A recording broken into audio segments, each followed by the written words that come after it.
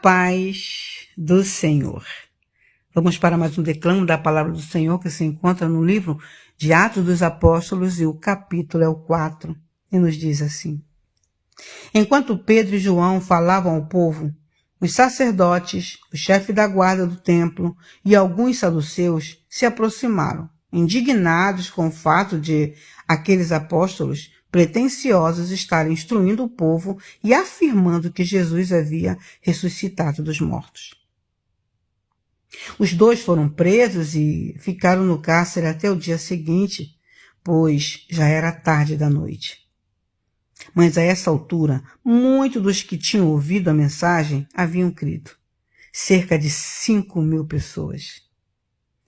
No dia seguinte foi convocada uma reunião em Jerusalém.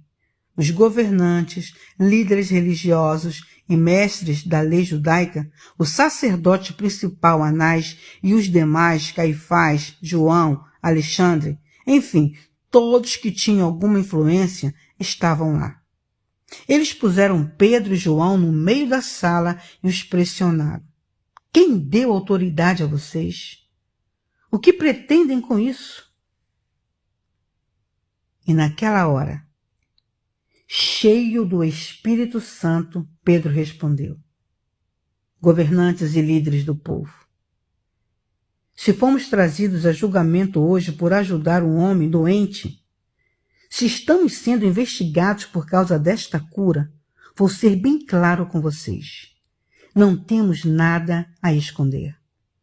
Foi pelo nome de Jesus Cristo de Nazaré, aquele que vocês mataram numa cruz e que Deus ressuscitou dos mortos. É pelo nome dele que este homem está na presença de vocês, saudável e curado.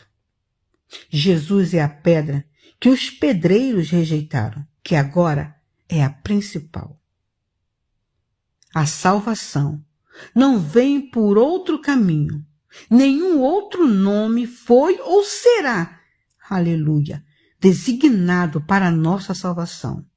Somente o de Jesus. Eles não conseguiam desviar os olhos de Pedro e João, porque eles se mostravam confiantes e seguros. A fascinação aumentou quando eles perceberam que os dois eram leigos, isto é, sem formação teológica e com pouca educação formal. Eles reconheceram os antigos companheiros de Jesus, mas com o homem diante deles de pé e curado, o que poderiam argumentar?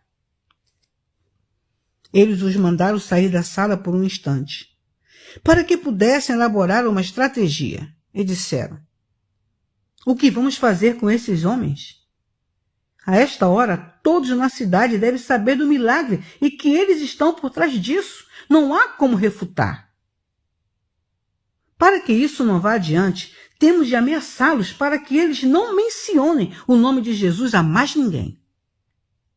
Eles os chamaram de volta e os advertiram a não mais fazer menção ao nome de Jesus e nem ensinarem seu nome. Mas Pedro e João reagiram. Decidam os senhores, se é justo aos olhos de Deus ouvir a ele ou a vocês. Nós não temos dúvida. Não podemos nos calar a respeito do que vimos e ouvimos. Os líderes religiosos fizeram mais ameaças, mas depois os deixaram ir, pois contra eles nada podiam provar que justificasse a prisão. Todo o povo estava louvando a Deus pelo que havia acontecido e, sem dúvida, iria se revoltar contra essa decisão. E, além disso, o homem que havia sido curado tinha mais de 40 anos de idade. Assim que saíram, Pedro e João se reuniram com seus amigos e contaram o que os principais sacerdotes e líderes religiosos tinham dito. Ouvindo o relato, eles ergueram a voz numa bela e harmoniosa oração. Deus forte, que fizeste os céus, a terra e o mar e tudo que há neles. Pelo Espírito Santo falaste pela boca do teu servo e nosso pai Davi. Nações, por que tanto tumulto? Povos, por que tantos planos? Os líderes da terra brigam por posições. Poderosos se encontram em reuniões de cúpula. Os que negam Deus e se rebelam contra o Messias. Pois, de fato, eles se reuniram. Herodes e Pôncio Pilatos com nações e povos e até mesmo Israel, nesta cidade para planejar contra seu santo filho Jesus, aquele a quem fizeste Messias, para levar adiante os planos que elaborastes há muito tempo. Agora, eles atacam de novo. Cuida destas ameaças e dá aos teus servos confiança e coragem para pregar a tua mensagem. Estenda a mão para realizar curas, milagres e maravilhas em nome do teu santo servo Jesus. Enquanto eles oravam, o lugar em que estavam reunidos tremeu. Eles foram cheios do Espírito Santo e continuaram a proclamar a palavra de Deus com coragem e confiança.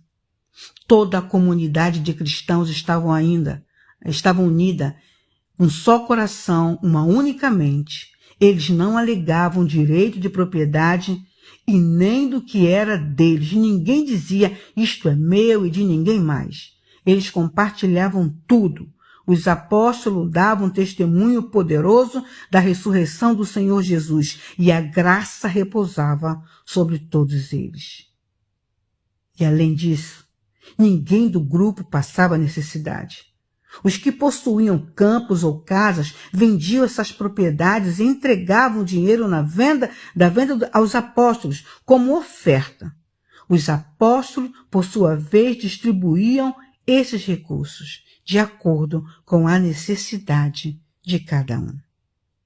José, que os apóstolos chamavam de Barnabé, que significa filho da consolação, levita nascido em Chipre, vendeu uma propriedade que possuía e trouxe o dinheiro e o entregou como oferta aos apóstolos.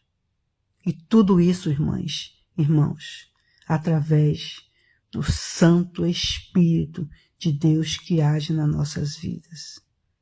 Desculpa alguns erros. Ficamos todos na paz do Senhor. Eu sou a vossa irmã Maia. Amém.